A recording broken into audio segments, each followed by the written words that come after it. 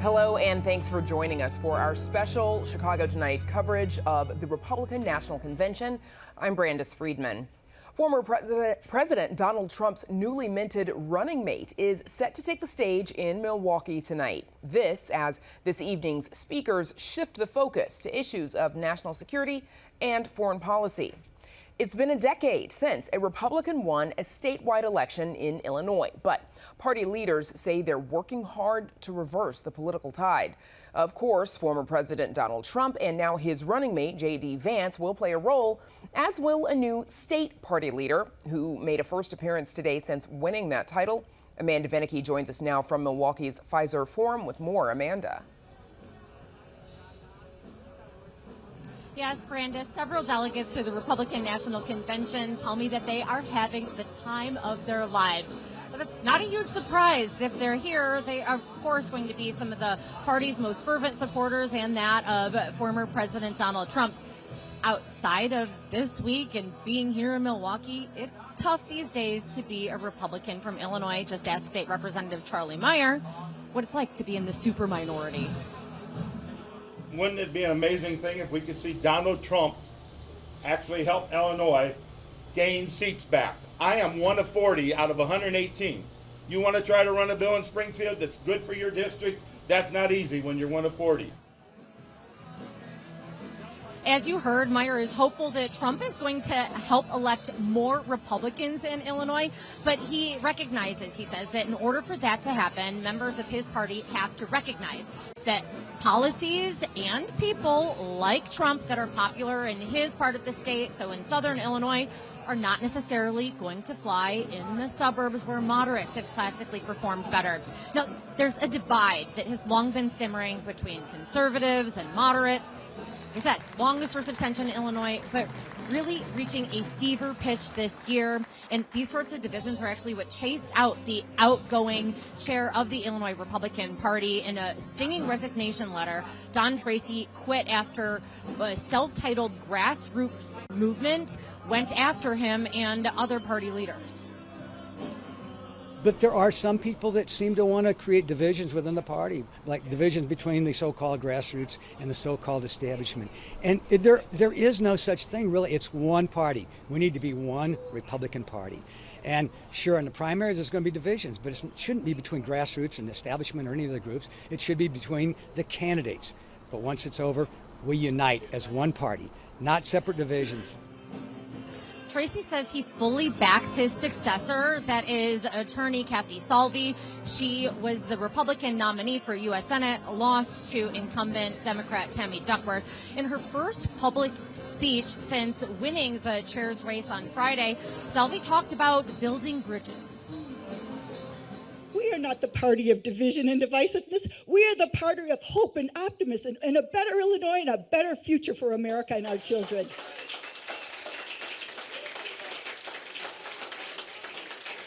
You do not see us burning buildings and using incendiary language when our president was nearly assassinated, do you? No. Now, Salvi says that already she's witnessing the party coalescing around Trump and also watching his delegates to the Republican National Convention who hadn't talked in ages are once again having those conversations. I think that being for hours and hours together on the floor, on a trolley to get around to get to the convention center will do that, and probably aided by some of the after-party beers they may be having. Now, Salvi says that she considers the state party now to be like her seventh child, and she says that as she did with her kids, when they were young and they were fighting, she wants members of the GOP to talk and set aside their differences. And I think all of us here need to start calling those people out. Listen, I love this party because sometimes we air our dirty laundry with one another, and it gets into the press of these fine people. But we need to say, let's give that person the benefit of a new, fresh day. And that's how we will win elections here in Illinois. Let me remind you again, Republican unity wins in 2024. Still, outgoing Chair Tracy was unable to give a yes or no answer when I asked him whether the Republicans that need to hear and live that message are at the convention to be able to hear it and to embrace it. Tracy, by the way, Well, his final day on the job will be tomorrow for the Donald Trump's big speech, and then Selby takes over on Friday. She's got a lot of work cut out for her when it comes to fundraising, and I guess we could also look at how well the Republican Party does in Illinois by looking at numbers from 4 years ago when we previously had a matchup between now President Joe Biden and former President Donald Trump. Of the roughly 6 million Illinoisans who cast votes in the general election of 2020, Trump was 1 million votes behind. Back to you, Brandis. All right, Amanda, thank you so much. And of course, we'll check back in with you in just a little bit. But first, Chicago police officials made the trip to Milwaukee today to learn more about the safety and security measures in place at the RNC ahead of next month's Democratic National Convention right here in Chicago. WTTW News reporter Matt Masterson joins us now from outside Pabst Brewery. That's where an event is about to start. Matt, what are CPD officials hoping to get out of their visit to the RNC? Yeah, so police officials came to Milwaukee today. They wanted to get a first-hand look at how authorities here are handling security issues around the convention hall. They're touring protest sites, they're touring operational command centers, and they're also viewing just the concrete barriers and fences that have been up all around the city restricting access to the convention site. CPD police officers have been in town all week already assisting with security, but officials came today to get a better behind-the-scenes look at how operations are being handled ahead of next month's Democratic National Convention back in Chicago. Here's what CPD Deputy Chief Dwayne DeVries had to tell me about the tour. The perimeter is very tight. We got check coming in ourselves, and it's been nice seeing it all because obviously in a month it's going to be all in Chicago. So it's good to see it here as kind of laid out because the fencing and a lot of the systems will be the same. It'll just be, in a different neighborhood. Matt, CPD is also playing a role in RNC security this week. What do we know? As I said, a few dozen Chicago police officers have been on hand assisting all week. Milwaukee brought in police officers from all over the country to help handle the large crowds, protesters, and of course security around for the former president and the delegates inside the convention hall themselves. To this point, security and issues in and around the convention hall have been very minimal. Police said there's been very few arrests, very few issues, and they're hopeful that this will continue into next month's convention as well. Matt, there was also a man who was fatally shot about a mile from the convention hall on Tuesday afternoon. Are there any lessons that CPD is taking away from that incident?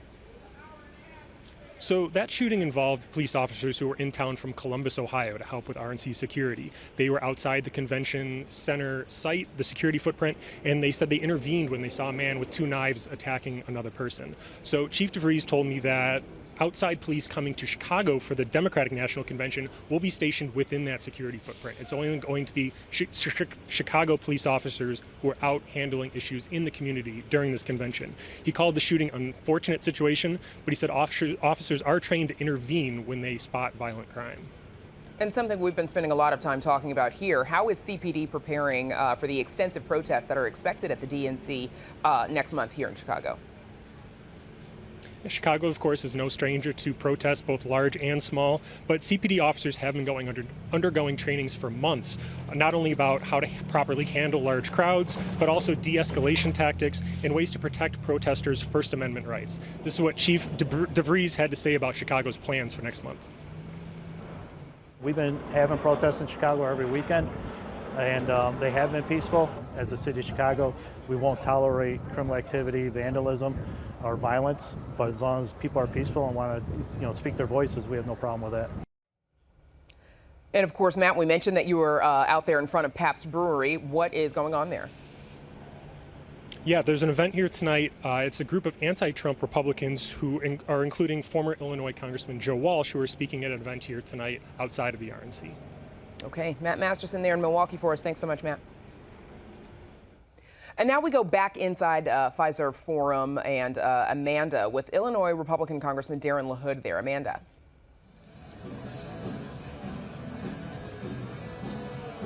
Yes, thank you so much for joining us, Representative. To begin with, your colleague, Mary Miller, has just called for the head of the Secret Service to resign in light of the attempted assassination of President Trump. Do you agree, or what questions do you have for the Secret Service? Well, we just heard on a briefing this afternoon, I serve on the House Intelligence Committee. I'm a former federal prosecutor. It appears now that the Secret Service had information where the shooter was at and didn't take action. I think there's going to continue to be calls for the head of the Secret Service to step down. So the answer is yes, I'm supportive of that, and a lot of other Republicans are too. But more importantly, we got to make sure something like this never happens again. I was on the phone with Speaker Mike Johnson yesterday. We're forming a task force to look into this, to make sure this never happens again, but get to the bottom of it and make sure people are held accountable. What else did you learn in that briefing that you can share? Well, what we learned is that clearly mistakes were made. Things were not done the right way. To have this individual, the assassin, this close to the president should have never happened. So protocols were not abided by. And what we learned from that is we need to have a bipartisan commission that meets immediately, that has subpoena power, that follows the facts and evidence. And have you spoken with any of your Democratic colleagues about that? I have not, but from some of their comments that I've seen publicly, they're supportive of an investigation also. Now, I know you serve in different chambers, but nonetheless, do you know J.D. Vance, the senator who will now be the vice presidential nominee? I have met Senator Vance briefly a couple times. I do not know him well. Thoughts on this is a choice for the president? Well, listen, I think it's great having a Midwesterner. He is somebody that President Trump has a lot of faith in. What I like about him, he's young, he's 39 years of age, so that shows the distinction between Trump and him, being almost double the age of Vance. Secondly, he comes from very humble beginnings. You know, a very dysfunctional family in a Rust Belt town on the Ohio River. Thirdly, he's a former Marine military guy. He's lived the American dream, right? Went on to Yale Law School, became very successful, wrote a best-selling book. He's got a young, dynamic family. We're going to hear from his wife tonight. Lastly, I love the fact that he speaks to working people. If we're going to win this election, we got to win Wisconsin, Pennsylvania, Michigan. He speaks to working people. Can you imagine doing that job and being potentially in place to be president at the age of 39? I cannot, but he wouldn't be picked if he wasn't qualified to do it.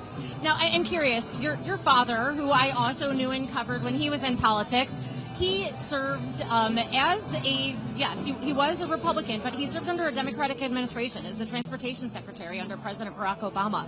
What are his thoughts about the rise of Trumpism and the turn of the Republican Party in this fashion? Well, you'd have to ask him about that. I mean, listen, I've been to... Do you talk about it at family dinners? Yeah. Well, of course. I'm very close with my mom and dad both, and like many families, we don't agree on everything. We don't agree on all politics.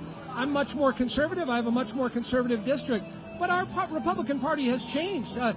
Donald Trump is now our nominee for the third time, 2016, 2020, and now 2024. It has evolved and changed. Politics has gotten much more nationalized now, and you see that now reflected in House races, Senate races, and the presidential race. But remember, Donald Trump had 9 people run against him in the primary. He beat them all because the grassroots support him. And I really look at the issues that Donald Trump supports. A strong economy, fixing the southern border, getting energy lowered in our country, energy away from, getting back to energy independence.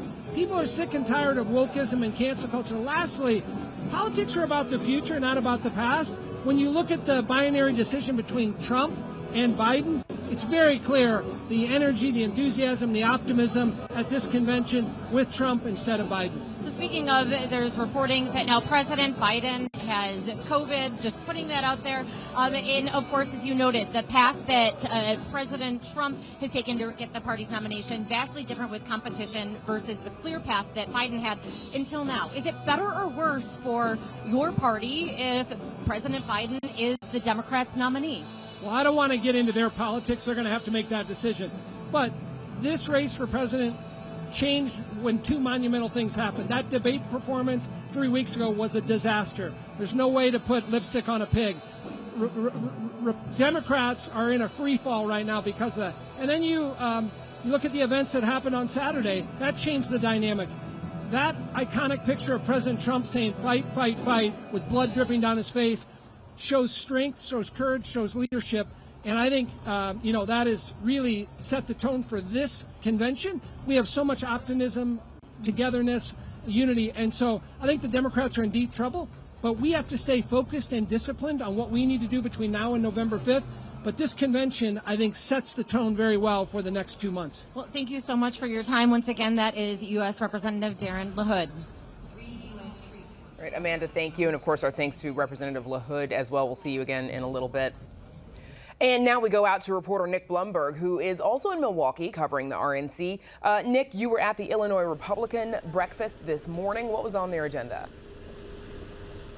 Well, we had a guest speaker who was talking about a big part of the Illinois economy, agriculture.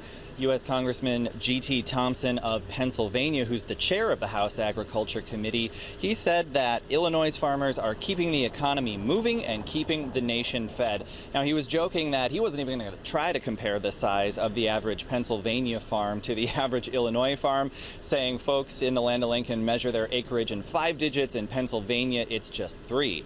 Now, Thompson's message was that Trump has to get reelected because the Biden administration has been failing farmers on things like trade policy or overly aggressive climate regulation.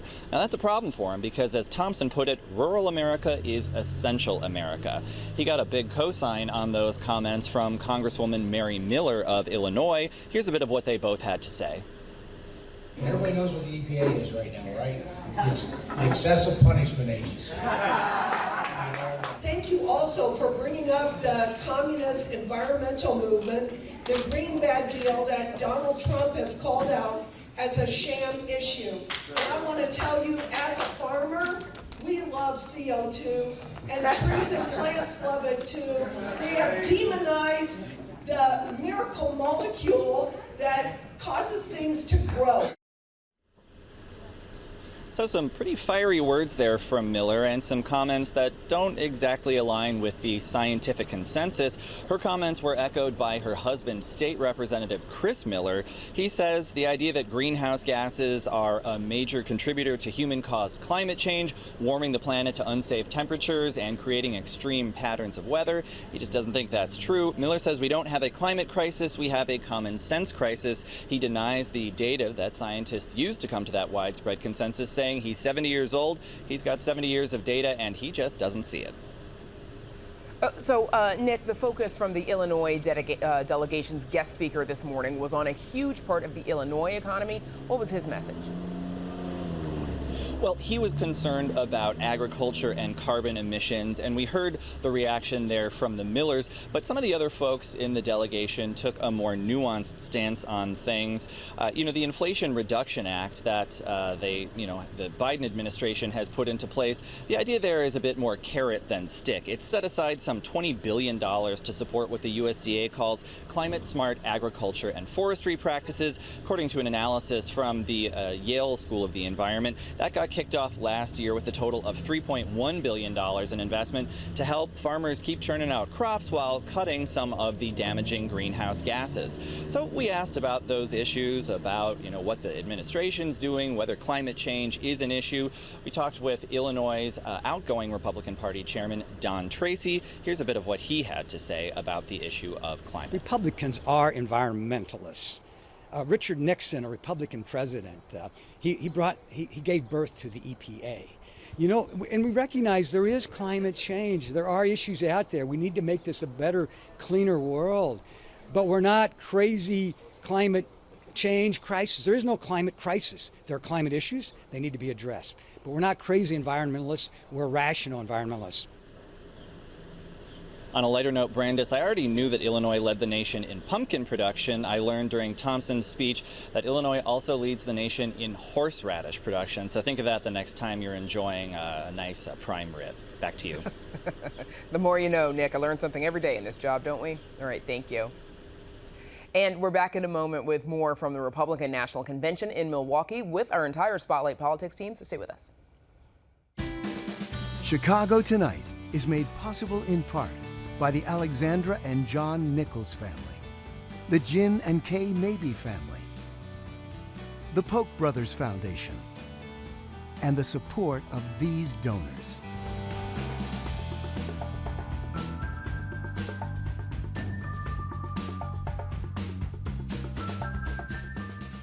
So while this is the Republican National Convention, it is also a time, as we've discussed, for Illinois Republicans to meet, reset, and look ahead. Here to talk about that and much more is, of course, our Spotlight Politics team. Welcome once again from Milwaukee, Amanda Vinicky, Heather Sharon, and Nick Blumberg. We've got the whole gang again. Heather, starting with you. So the Illinois GOP this morning spoke about its ambitions as it works to increase its power in the state. What's the plan? Well, this was newly elected Chair Kathy Salvi's first chance to speak to the delegation, to speak to party leaders, and to set a new course for the party. And she acknowledged it had been 10 years since the Republicans in Illinois have won a statewide office. Let's listen to what she said. I would like to ask anybody, when you kind of cross the border into Illinois, you sort of feel a blue funk sometimes. Well, I'll tell you, that blue funk is over. We're going to make Illinois red again. Let's do it. Well, she was a little bit light on specifics about what exactly would change, but she pledged to hit the ground running, campaigning, if necessary, door to door, to make the case that Republicans would usher in a new wave of prosperity. But she knows that is a big hill to climb, facing fundraising problems and a badly fractured party, as we've been talking about all week. Nick, we expect to see a lot of the speeches tonight to focus on foreign policy, of course. You spoke with an organization that'll be listening to those speeches closely. Tell us about that. That's right. I spoke earlier today with Matt Brooks, who's the head of the Republican Jewish Coalition. Certainly Brooks and many others are going to be listening for references to policy toward Israel and Hamas, that ongoing conflict there. Brooks said when he had the opportunity to speak at the RNC last night, it was the honor of a lifetime, and it highlighted the difference between the Republican and Democratic parties. Let's take a listen to what he told me. When I stood up there and I told the room to cheer if they support Israel, and it just was a deafening roar from the crowd, you know, I said that if they tried this at the Democrats' convention in Chicago next month, you know, the person would be booed off the stage. You can't say you're pro-Israel in today's Democratic Party.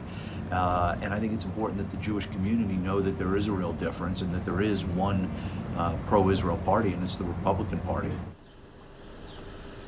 And, you know, certainly many folks on the left, even the far left, see the Democrats as being far too pro-Israel. They say it is an apartheid state, that they are occupying a territory where Palestinians have historically lived for centuries, thousands of years, and they think the Democratic Party has been funding a war without a moral justification. And I imagine we are going to see a lot of protests to that effect at the DNC. But Brooks wanted to underscore the point that pro-Israel Jews and pro-Israel voters in general have a home within the GOP. All right. Amanda, Trump's VP pick, J.D. Vance, we know he's expected to speak tonight. And we heard some reaction from Illinois Republicans. Tell us what they thought. Please remain standing for the Pledge of Allegiance. Yeah, some Republicans say they just don't know enough to say much about him, but that they trust Trump to make a quality selection. And then others are already really excited. So let's hear from State Senator Terry Bryant, who says that she has children who are millennials in their 40s, and a son included, who says that this is the greatest decision that Trump could have possibly made.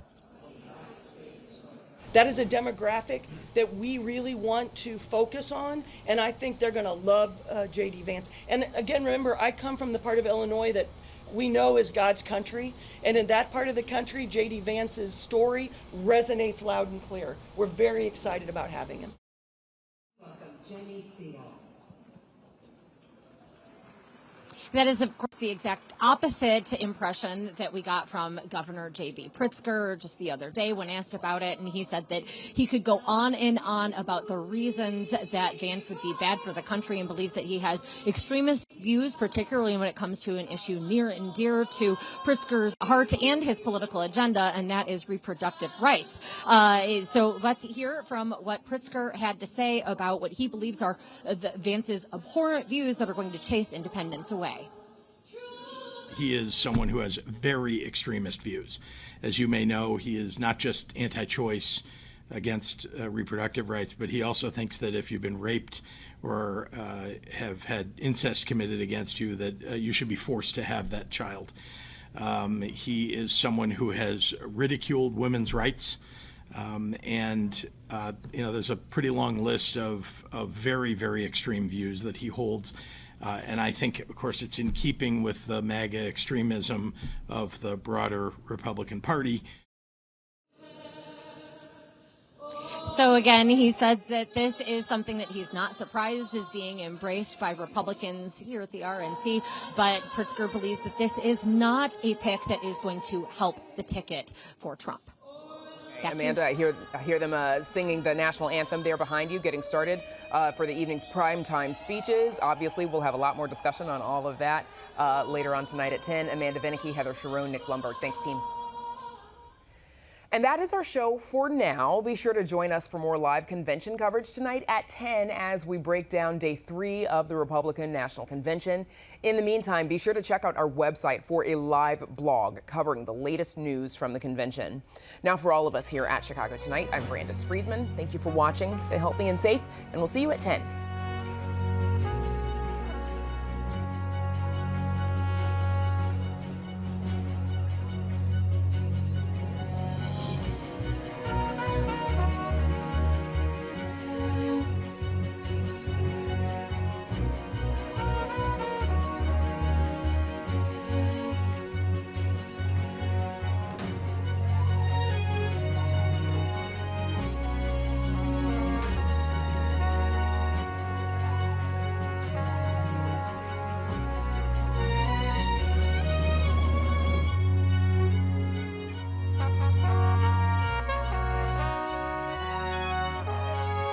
Closed captioning is made possible by Robert A. Clifford and Clifford Law Offices, a personal injury law firm dedicated to preserving the dignity and rights of all individuals.